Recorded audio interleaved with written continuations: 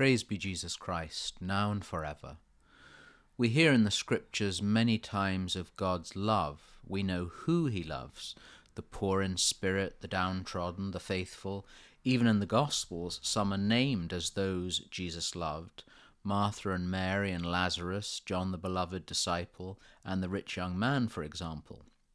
What about those that God does not love, or at least those he aims to change by declaring his disappointment or even anger with?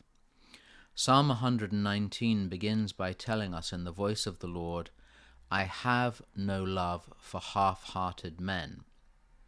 There's a rich vein to mine for self-reflection and an examination of conscience. There are multiple definitions for the term half-hearted. Essentially, it means not only a lack of enthusiasm for something, but even lack of interest and commitment. Its etymology includes, interestingly, the idea of being stupid. While the Lord loves the simple-hearted, perhaps he's less keen on the stupid who abound. The heart, as we know, being the symbolic center of the person, their essential self, and the source of their love and commitment, if given to anyone or anything with lack of enthusiasm or interest, cannot be authentic. Similarly, if the person is stupid, meaning thoughtless, that's a sign of withheld dedication. God expects the gift of the self, fully and unconditionally, as a response to his love, which is full and unconditional. Notwithstanding our weakness and sin, the love he withholds is for those whose commitment and interest is lacking. We might use the example of those who profess their faith in public, sometimes ostentatiously, but in private don't allow it to affect their lives in any way.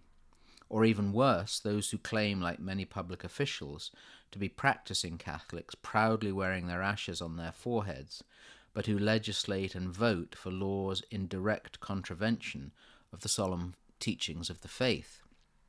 As always, if we're using the Word of God as a source of meditation and even correction, the Word is addressed to each one of us personally.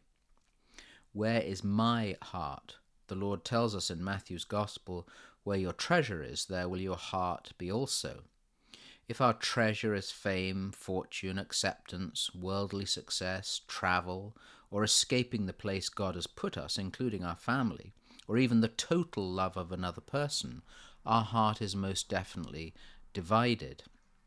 We can never forget the words of St. Augustine addressed to God, that "You have made us for yourself, O Lord, and our heart is restless until it rests in you." A truly restless heart searching for God cannot be half-hearted, because far from lack of enthusiasm or interest, it's desperately seeking fulfillment. Celibacy for the sake of the kingdom, for example, is far more than just physical chastity.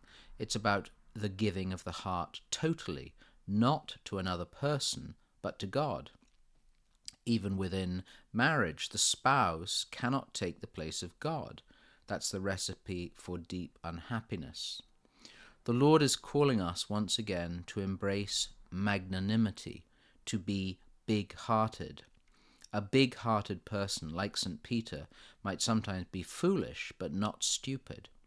A big-hearted person dives into the lake fully clothed when they hear the voice of the Lord calling. We must not be parsimonious with our love of God, perhaps the ultimate definition of what the Lord dislikes. Pray for a big, undivided heart. Brethren, be sober, be vigilant, because your adversary the devil, like a roaring lion, walketh about, seeking whom he may devour.